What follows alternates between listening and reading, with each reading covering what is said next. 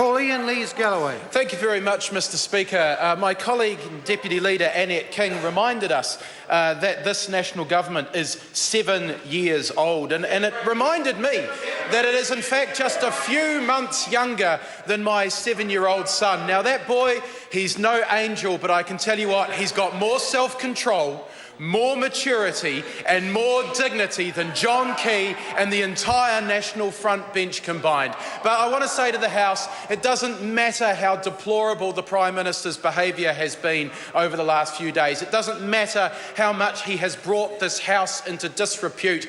I'm on a bit of a high, and nothing the Prime Minister can do can bring me down, because it is a fantastic time to be a member of the Labour Party, and it is a fantastic time to be the Member of Parliament for Palmerston North, because the Labour Party has just had a tremendous annual conference in my city of Palmerston North. 530 delegates came from across the country to catch up with each other, to discuss policy and to talk about how we are going to get our party into shape to take down this government in 2017 and to form a government that will put people first. Now, I heard last week the government putting down my city, and I was appalled.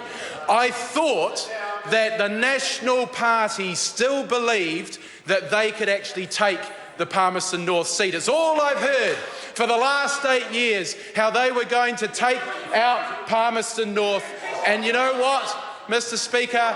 They've given up, because they know they can't ever take Palmerston North off the Labour Party, because the way they were talking about Palmerston North last week, putting down the regions, putting down a fantastic centre like that can host such a wonderful conference. I know that the National Party hates Palmerston North, and they've given up on ever taking it back, sir. But I want to talk about the positives. I want to talk about the wonderful conference that we had, the wonderful discussions that we had.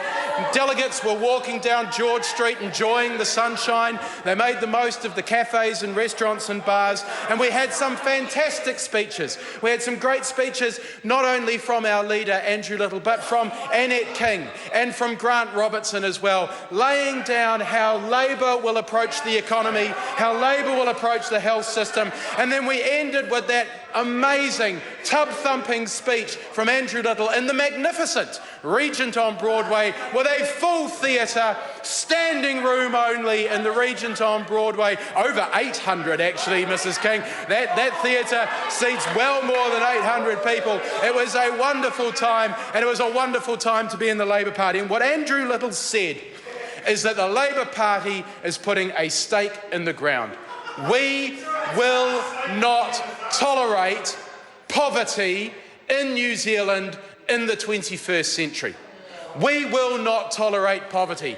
And that's not just about making sure that we get more people into jobs and that we back the regions so that the increasing unemployment rate in regional New Zealand under this national government is reversed, but it's also about making sure that when people get into work, that they are paid a decent wage and they are paid enough to be able to get ahead. It is appalling, sir, that under this government, 2 out of 5 of the children living in poverty live in a household where there is at least one adult earning a wage. 2 out of 5 of our children living in poverty live in households who are in work and are earning. That is a deplorable reflection on this national government, and we simply will not stand for it on this side of the House.